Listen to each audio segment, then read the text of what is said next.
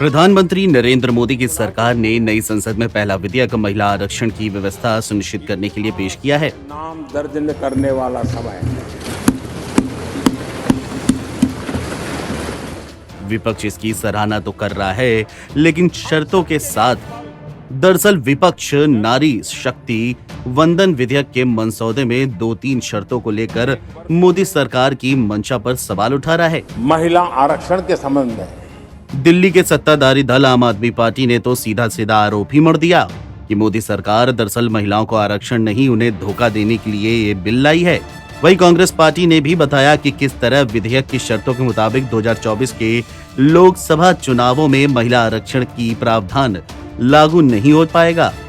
चलिए आपको बताते हैं कि नारी शक्ति वंदन विधेयक में आखिर वो कौन सी शर्तें हैं जिन्हें दिखाकर विपक्ष मोदी सरकार से लगातार सवाल कर रहा है। दरअसल विधेयक का 5वां प्रावधान ये कहता है कि संविधान के अनुच्छेद 334 के बाद यह अनुच्छेद जोड़ा जाएगा 334A(1). इस भाग या फिर भाग 8 के पूर्ववर्ती प्रावधानों में किसी बात के होते हुए भी लोकसभा में महिलाओं के लिए सीटें आरक्षित करने से संबंधित संविधान के प्रावधान किसी राज्य की विधानसभा और राष्ट्रीय राजधानी क्षेत्र दिल्ली की विधानसभा इस प्रयोजन के लिए परिसीमन का प्रयोग किए जाने के बाद लागू होंगे। संविधान अधिनियम 2023 के प्रारंभ होने के बाद होने वाली पहली जनगणना के प्रासंगिक आंकड़े प्रकाशित होने के बाद महिला आरक्षण लागू होगा और 15 साल की अवधि की समाप्ति पर बंद हो जाएगा। बता दें कि मोदी सरकार की तरफ से लाए इस बिल को लेकर के तमाम विपक्षी पार्टियों ने अपनी अपनी मांगे रखी हैं। AIMIM चीफ असदुद्दीन ओवैसी ने महिला आरक्षण बिल को लेकर सरकार का विरोध करते हुए उनके सामने मांग रखी। ओवैसी ने कहा कि महिला आरक्षण बिल के अंदर मुस्लिम और अन्य पिछड़ा वर्ग के लिए कोटा हो। माजी में भी जब इस तरह का एक बिल इंट्रोड्यूस हुआ था, चाहे वो 96 में हो या फिर जब यूपीए की सरकार थी, हमारी पार्टी ने उसका अपोज इसलिए किया था कि हमने इस बात का डिमांड किया था कि उसमें ओबीसी महिलाओं के लिए और मुस्लिम महिलाओं के लिए रिजर्वेशन होना चाहिए। जब आप एक कानून बना रहे हैं ताकि उसमें रिप्रेजेंटेशन हो उन लोगों का जिनका रिप्रेजेंटेशन नहीं है, तो आप देख लीजिए कि अब तक 17 लोकसभा के चुनाव भारत में हुए हैं, उसमें से 8,992 एमपीज मुंतखब हुए हैं, जिसमें से मुसलमान सिर्फ 520 हैं, जो 50% का एक डेफिसिट है। उस 520 में मेरे ख्याल से मुट्ठी भर मुस्लिम खवातीन हैं। तो आप रिप्रेजेंटेशन कहां दे रहे हैं, किसको दे रहे हैं रिप्रेजेंटेशन? जिनका रिप्रेजेंटेशन नहीं उनको रिप्रेजेंटेशन मिलना चाहिए ना। तो इस बिल में सबसे बड़ी खामी यह है कि इसमें ओबीसी महिलाओं को और मुस्लिम महिलाओं के लिए कोई कोटा नहीं रखा गया, इसलिए हम इस बिल के खिलाफ हैं। वहीं आम आदमी पार्टी की वरिष्ठ नेता आतिशी ने भी आरोप लगाया है कि महिला आरक्षण विधेयक साल 2024 के लोकसभा चुनाव से पहले महिलाओं को बेवकूफ बनाने वाला विधेयक है। उन्होंने कहा कि बीजेपी महिलाओं की भलाई और कल्याण में कोई दिलचस्पी नहीं है। उन्होंने कहा कि विधेयक के प्रावधानों को गौर से पढ़ने से पता चलता है कि ये महिला बेवकूफ बनाओ विधेयक है।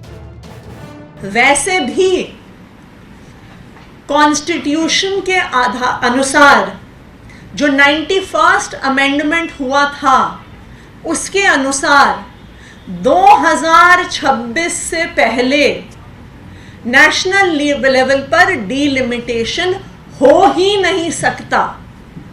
इसका मतलब कि जिस महिला आरक्षण बिल का इतना ढिंढोरा पीटा जा रहा है, उसका जल्द से जल्द इंप्लीमेंटेशन अगर होगा तो 2027 या 2028 में होगा, ये 2024 में होने वाला नहीं है। तो जब हम इस बिल के प्रावधान को पढ़ते हैं तो ये समझ में आ जाता है कि 2024 के चुनाव से पहले देश की महिलाओं को बेवकूफ बनाने का प्रयास किया जा रहा है। कांग्रेस पार्टी ने सोशल मीडिया में महिला आरक्षण बिल की क्रोनोलॉजी समझाई। सोशल मीडिया पर एक पोस्ट के जरिए पार्टी ने कहा कि पीएम मोदी ने चुनाव से पहले एक जुमला फेंका है और कुछ नहीं। इसके अलावा कांग्रेस महासचिव केसी वेणुगोपाल ने भी अपनी प्रतिक्रिया इस बिल को लेकर के जाहिर की है। We saw the bill. Of course, we only introduced and passed in Rajya Sabha this women reservation bill.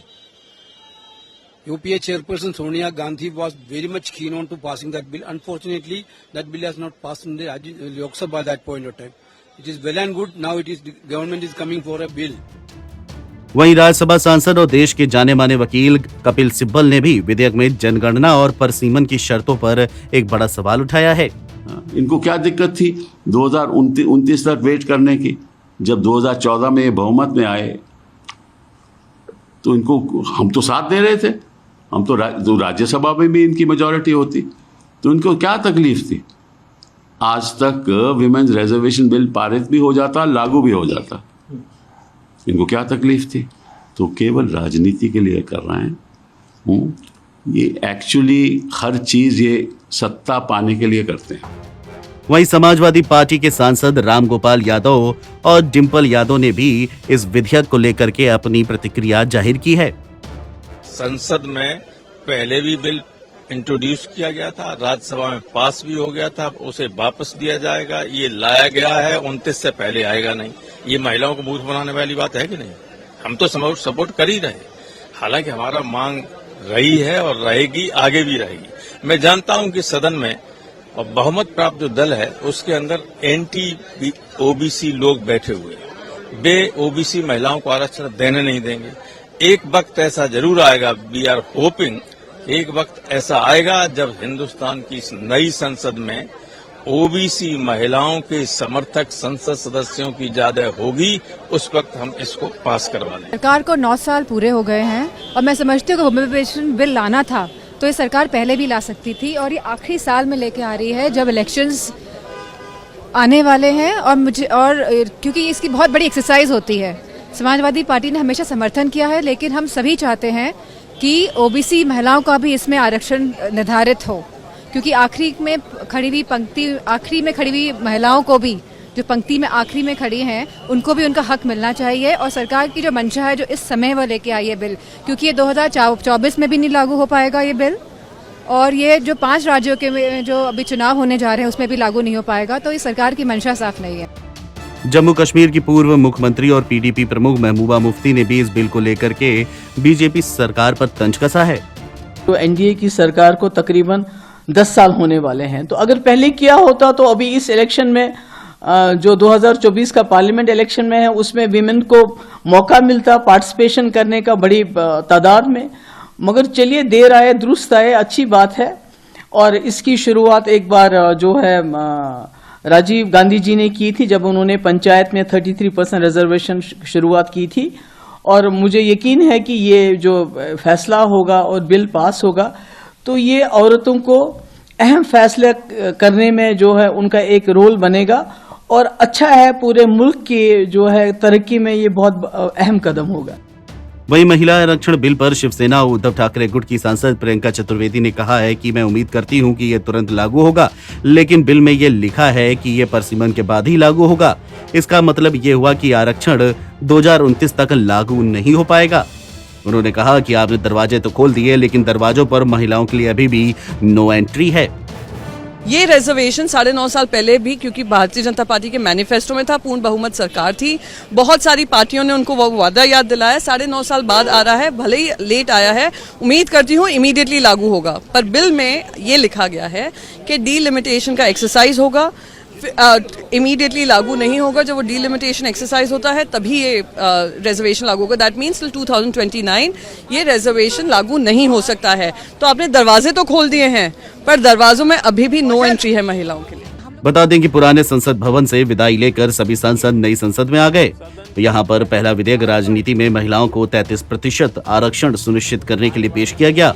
Lok Sabha में जब कानून मंत्री अर्जुन राम मेघवाल ने नारी शक्ति वंदन विधेयक पेश किया तो कांग्रेस संसदीय दल के नेता अधीर रंजन चौधरी ने इसे पूर्व प्रधानमंत्री राजीव गांधी का विजन बताया। स्थानीय निकायों के चुनाव में उन्होंने 1/3 आरक्षण महिलाओं के लिए सुनिश्चित किया था। उन्होंने अपने भाषण में कहा कि कैसे कांग्रेस की पूर्ववर्ती सरकारों ने महिला आरक्षण का कानून बनाने की दिशा में कई बार प्रयास किए, ये अलग बात है कि उन्हें सफलता नहीं मिली। एनबीटी ऑनलाइन की रिपोर्ट।